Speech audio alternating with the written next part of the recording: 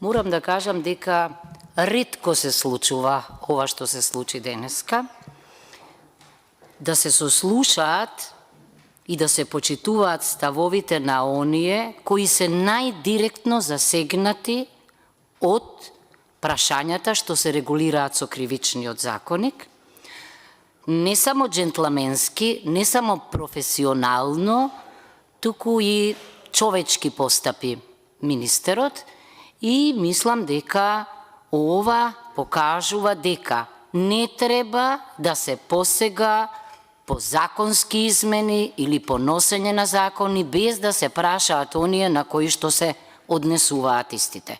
Истанбулската конвенција директно се однесува на жените и на девојчињата и најлогично беше да се послушаат тие. Јас не знам досега вака да некој министер да постапил, да рече дека имаме и ние своји амандмани, но во случајов аргументите се на ваша страна и јас ќе ги прифатам вашите амандмани и тоа ми се чини вистинскиот начин на одлучување.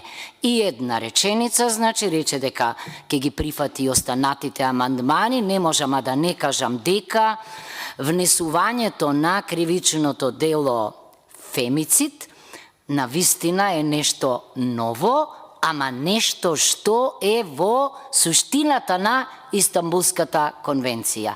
И тоа не е погрешен потек, напротив. Благодарам.